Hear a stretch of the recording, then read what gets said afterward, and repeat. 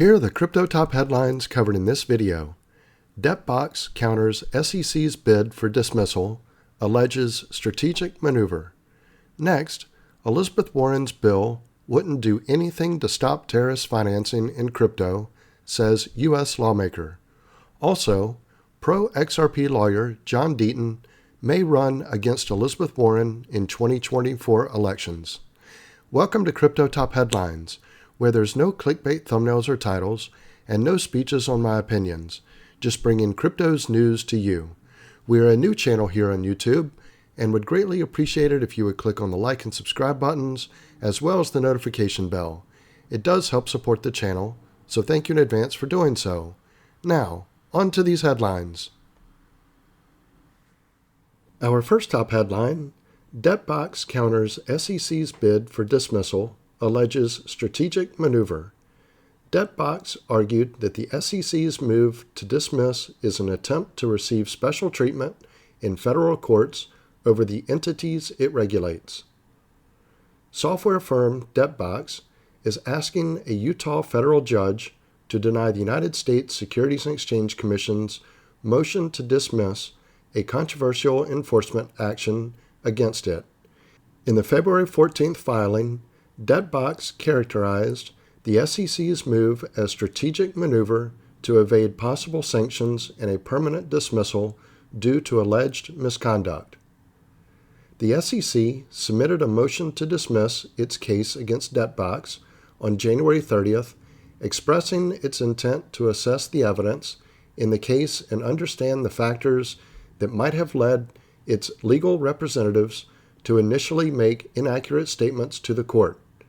However, Debtbox argues that the SEC's readiness to dismiss the case without prejudice is a strategic move to evade sanctions and possibly initiate a revised version of the enforcement action free from misconduct allegations.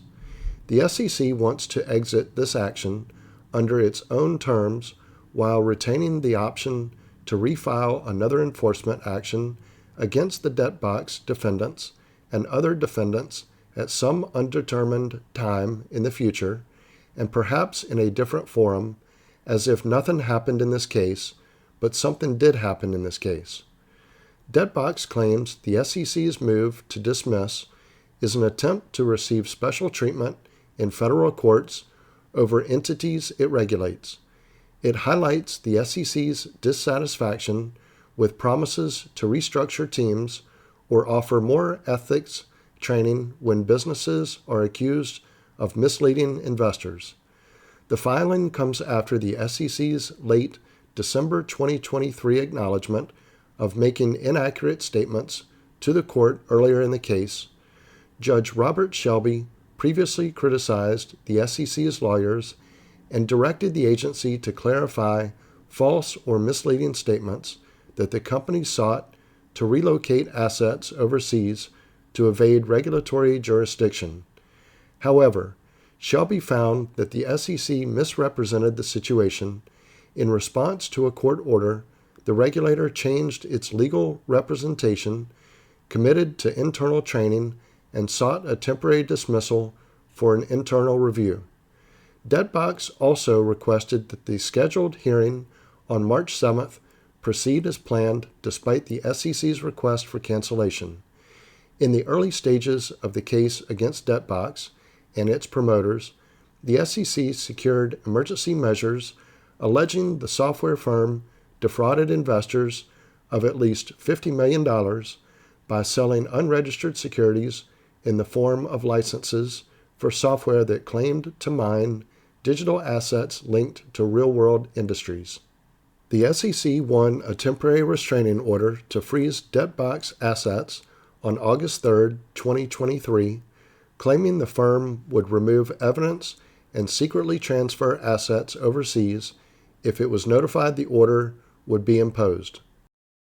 Let me pause here for a moment. If you're getting value out of this video, please click on the like and subscribe buttons as well as the notification bell. Our next top headline, Elizabeth Warren's bill wouldn't do anything to stop terrorist financing in crypto, says U.S. lawmaker. Representatives French Hill challenged aspects of a bill amending the Bank Secrecy Act, implying requirements be impossible to apply to crypto miners and validators. United States Representative French Hill, chair of the House Financial Services Subcommittee on Digital Assets, Financial Technology, and Inclusion, has challenged an aspect of Senator Elizabeth Warren's proposed bill on digital assets. In a February 15th hearing focusing on crypto crime and context, Representative Hill and other U.S. lawmakers questioned experts from the crypto space on making digital asset miners and validators subject to similar regulations currently applied to financial institutions. Senator Warren's bill, the Digital Asset Anti-Money Laundering Act, proposes modifying the Bank Secrecy Act to apply new standards to crypto providers to combat the financing of terrorist organizations. Representative Hill implied that changing the requirements for miners and validators wouldn't do anything to stop terrorist organizations' use of crypto. He did not explicitly mention the Massachusetts senator's bill. According to Arcturus co-founder Michael Moiser, also a former acting director for the Financial Crimes Enforcement Network, the overwhelming majority of illicit financing in crypto goes through centralized exchanges. Miners and validators are essentially producing blocks and verifying blocks, and they're operating like an internet service provider, said Moiser. That's not something that we would subject to know your customer in the sense that it's just data being processed. Moiser added, there is no customer to a validator or a miner. It's mathematical processing. Those are random. They can't select them. The hearing was the House Committee's second in the last 4 months addressing the illicit uses of cryptocurrency, focusing on the financing of terrorism.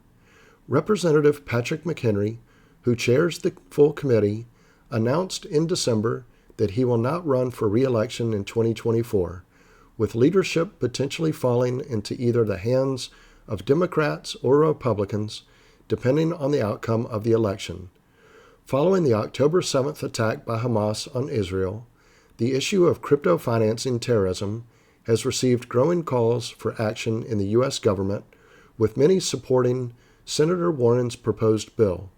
Chainalysis reported on February 15th that the volume of cryptocurrency transactions linked to illicit activities dropped by more than 29% from 2022 to 2023, from $31.5 billion to $22.2 billion. Our next top headline, Pro-XRP lawyer John Deaton may run against Elizabeth Warren in 2024 elections. Deaton is taking a serious look at the upcoming election in the state of Massachusetts. John Deaton, a private attorney and a vocal advocate for the crypto industry, is considering challenging the key crypto skeptic among lawmakers, Elizabeth Warren, for her seat in the United States Senate. The election will take place in November 2024. In a February 14th report by the Boston Globe, a Republican Party insider stated that Deaton is taking a serious look at the upcoming Senate election in the state of Massachusetts, which Warren has represented since first elected in 2013.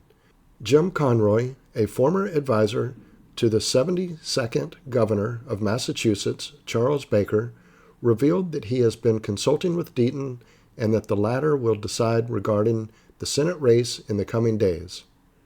Deaton is a renowned figure in the U.S. crypto community, and he has years of experience in defending the interests of sufferers of mesothelioma and asbestos-related diseases. In 2021, the attorney filed an amicus brief on behalf of over 6,000 XRP holders in a lawsuit between the U.S. Securities and Exchange Commission and Ripple Labs. Since then, Deaton has been a vocal critic of the SEC, its chair Gary Gensler, and Warren, whose tough stance on crypto made her a target for industry advocates. In his latest public attack on Warren on social media platform X, Deaton accused her of gaslighting the American public. Warren was elected to the Senate in 2012 after defeating incumbent Senator Scott Brown with 53.7% of the vote. In 2018, Warren defeated former state representative Jeff Deal with 60% of the vote. However, polls conducted in 2023 showed that only 41% of Massachusetts residents viewed her candidacy favorably. According to the Boston Globe, with Deaton's candidacy, the Republican Party may be aiming not only at a direct victory over Warren in Massachusetts, but also to engage her in a competitive race and prevent her from raising money for other candidates and causes. So this concludes our top headlines. If you haven't already done so, don't forget to click on the like and subscribe buttons, as well as the notification bell. Also, leave your thoughts in the comments and share this video with your friends and family. Thank you all for watching Crypto Top Headlines, bringing crypto's news to you.